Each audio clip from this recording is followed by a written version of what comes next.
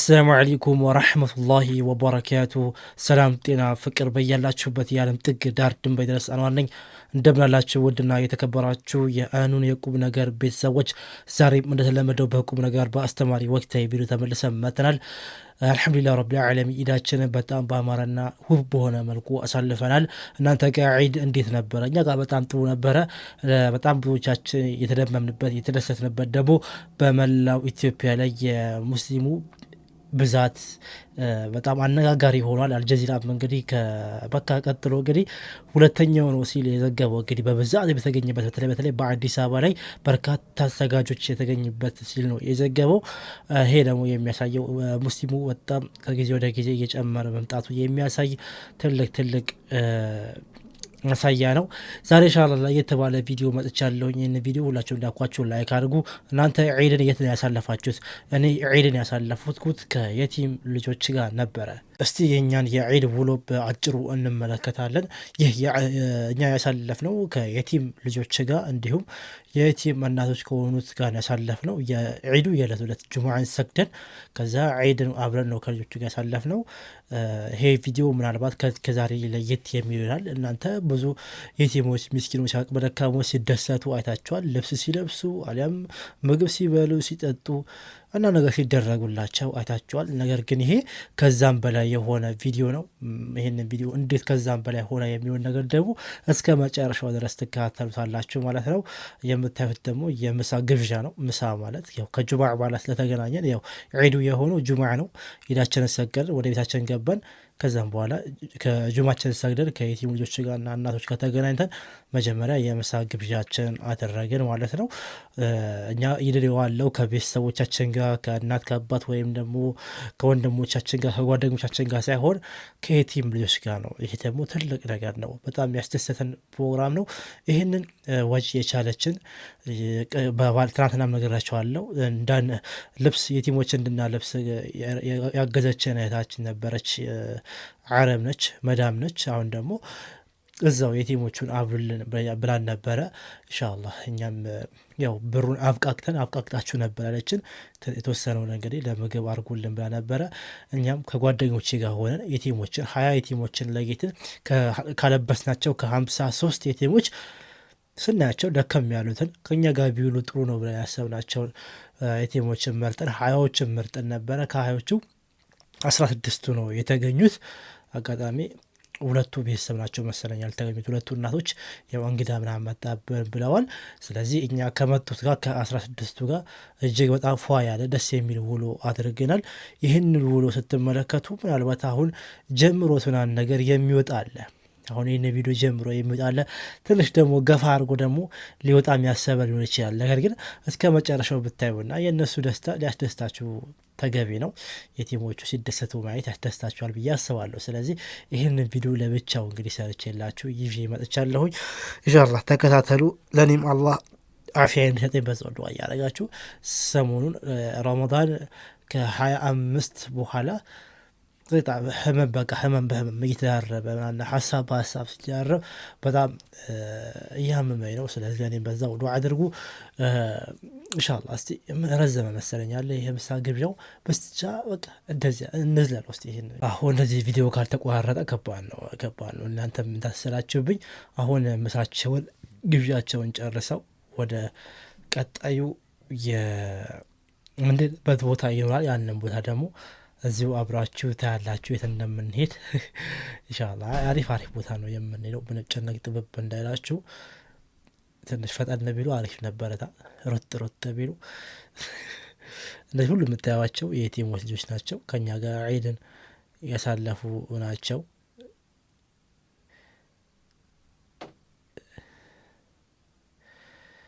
እና እናንተ ጋር ዒዱ እንዴት ነበረ? ጥሩ ነበረ? ማሻአላህ ጥሩ እንደሚሆን ተስፋ አደርጋለሁኝ። የኛ ጋር እጅግ በጣም ጥሩ ሁኔታ ነው። በዚህ ሁኔታ ነው ያሳለፍነው ከየቲሞች ጋር ከጁማ በኋላ እስከ መግሪብ ድረስ አብረን ያሳለፍነው። አብረን እስከዛ ድረስ አሳልፈን እያንዳንዳቸውንም ቤታቸው ድረስ አድርሰን ነው የተለያየ ነው።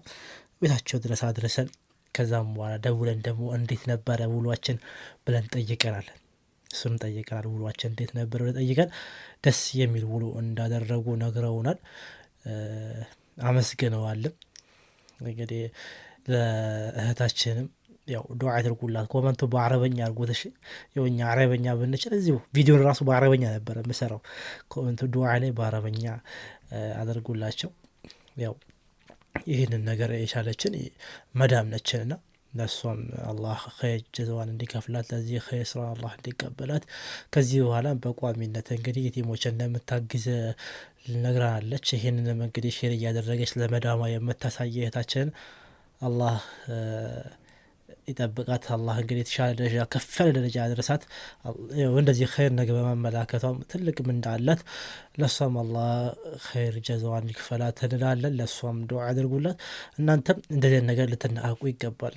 መዳሞቻችሁ አጠገቦቻችሁ ያሉት አረቦቹ እነዚህ ባባ ነው የምትሏቸው እነሱ እንደዚህ ነገሮችን ቢያዩ በኸይር ነገር ይሳተፋሉ። ተስፋ ከዚህ በኋላ በጉድጓድ ውሃ ቁፋሮ ላይ አሁን በደንብ እንሰራለን ከሁልሁል ጀማዓ ጋር በመሆን በዛ ነገር ላይ ተሳተፉ። የጉድጓድ ውሃ ኢንሻአላህ ይቺ ረመዳን ላይ እረፍት እናድርግ ብለን ነበረ። ከዚህ በኋላ በደንብ እንሄድበታለን። ሁላችሁም ተሳተፉ። የገባ ነው እንግዲህ ወደ ጌም ዞን ነበረ። ብዙ ጊዜ እንደዚህ ነገሮች ምናልባት እኔ የመጀመሪያ ሊሆን ያል ብዬ አስባለሁኝ። እንደዚህ የቲሞችን በዚህ ልክ ወስዶ ምናምን ነገር ማለት የሆነ እርስ በርስ ጌም ሊያጫውቷቸው ይችላል። ነገር ግን እንደዚህ ጌም ዞን ወስዶናል ነገር ያስደሰተ ሰው እኔ አላጋጠመኝም። የመጀመሪያ እንደዚህ ነገር ወዳለሁ የመጀመሪያ ሆነ ወዳለሁ። ብዙ ነገሮችን የመጀመሪያ ሆኜ ሰርቻለሁ ብዬ አምናለሁ። አላህ ይቀበል እንጂ እና አሁንም በዚህ ነገር ላይ እኔ አላቅም። እንደ ሀገራችን ብዙ የቲሞችን የሚካደሙ በጎ አድራጎት ድርጅቶች ይኖራሉ፣ በግለሰብ ሊኖር ይችላል። በዚህ ልክ ግን ጌም ዞን ወስዶ ማለት ነው እንደፈለጋችሁ ፈታ በሉ ጭንቅ እንዳይላችሁ ምናምን ነገር ይሄን ነው ወላሂ ሐቂቃ ማለት ነው። እነሱ አስቡት አባቶቻቸው ምናምን ነገር ካጠገቦቻቸው ቢሆን ኑሮ እነዚህ ነገሮች ለነሱ ምንም ነው። አሁን ግን አባት የለም እናትም እንደዚህ አልጋ እነሱ ለማዝናናት በቂ የሆነ ከኋላ የሚደግፋት ገንዘብ ወይም ፋይናንስ ነገር የለም። ስለዚህ ብዙ እንደዚህ እድሎችን የማግኘት እድላቸው ጠባብ ነው የሚሆነው። ነገር ግን አኑንና የአኑን ቤተሰቦች ይህን ነገር አመቻችቶላቸው ወደ 16 የሚሆኑ የቲም ልጆች ሐቂቃ ከጁማ በኋላ እንግዲህ ወተምናን ነገር ከጁማ በኋላ እስከ መግሪብ ድረስ በዚህ ጌም ዞን ላይ ፈታ ብሎ ነው ያሉት። በቃ ደስ ብሏቸው ማለት ነው። ደስ ብሏቸው ወላሂ እና እንደዚህ ነገሮች ቢለመዱ አሪፍ ነው። የቲሞቹን ማልበስ ምናምን ብቻ ሳይሆን ካለበስካቸው በኋላ ደስ ያላል። ልበሰ ደስ ያለው እኮ ከማንም አጠገቡ ካለው አንድ አባትና እናት ካለው ልጅ ጋር ሲታይ አባትና እናት ያለው ልጅ ልብስ ተገዝቶለት ፏ ዘነጥ ይላል።